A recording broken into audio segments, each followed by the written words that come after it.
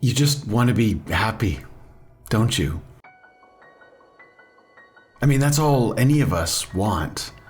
I think it's wired into who we are, this desire to be happy. Not at huge cost to ourselves, we just want to be happy.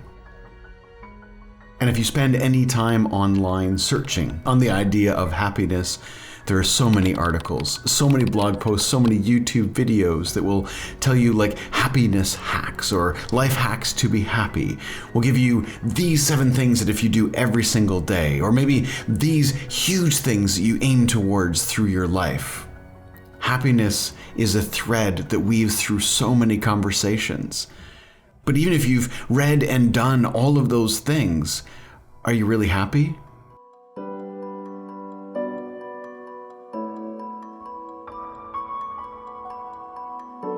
Is there an undercurrent of happiness that carries through your life? Or is that missing and that's what keeps calling you back to watch another video, to read another article?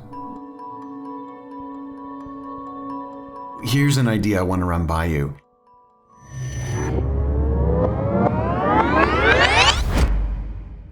Could it be that the pursuit of happiness itself is part of what's getting in the way?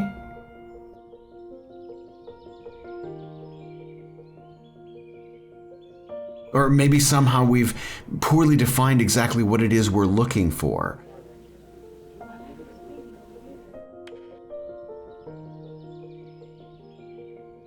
People keep using different words to describe happiness. You use joy and you use happiness, and maybe you'll even talk about laughing and you'll talk about peace, and like we wrap all these ideas together, but they don't actually mean the same thing, do they? I think part of the problem is that happiness is sort of external to us.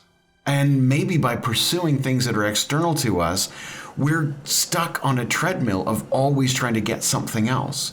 I'm not happy right now, but once I get that thing, I will be. Or I'm not happy right now, but once I meet that right person, I will be. Or I'm not happy right now, but once I do that particular task or that life hack, add that one thing to my daily routine, that's what's going to make me happy. We get stuck trying to create happiness or trying to find it. How many of those articles are written like it's something to go out there and look for? I think we've been looking for the wrong thing all along. I think we've defined it wrong. I think we're in the midst of a society that is missing the point somewhat, and we get stuck chasing this ideal, this idea. So what if happiness isn't something out there? What if it's not finding the next thing or the next place or the next relationship or the next challenge? What if happiness is in here? I want to look at the word joy for just a minute. Because although we hold them close to each other, I think that happiness and joy have different definitions. And I think that the way they impact our lives and our emotions are really, really different. And I wonder if maybe we started pursuing joy, which is something internal. I wonder if that might actually get us closer to the idea of happiness that we keep convincing ourselves we're looking for. Joy is something that bubbles up from within. It's more than a feeling, more than emotion.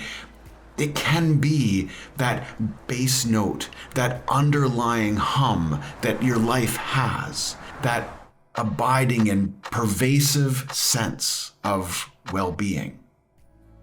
Now, I know that there's maybe a bit of peace and hope wrapped in there too, and I know they are closely related, but I have just as much of a struggle defining them. But what I know from my own life is that when I'm looking for happiness, like maybe happiness is a number on the scale.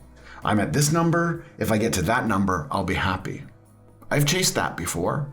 And what I realized is once I got to the number that I said was going to make me happy, well, maybe no, I want that number instead. For some people, that's numbers in a bank account. Once I get to this much income, I'll be happy.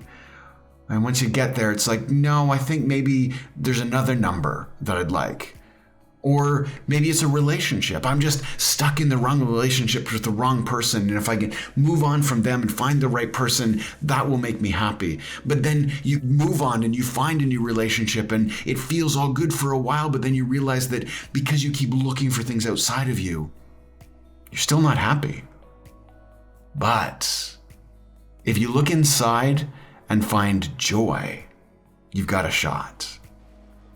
See, because happiness will always be fleeting because it's attached to something external. Even if it's an event, I'm at an event and I'm really enjoying myself. I am happy in that moment.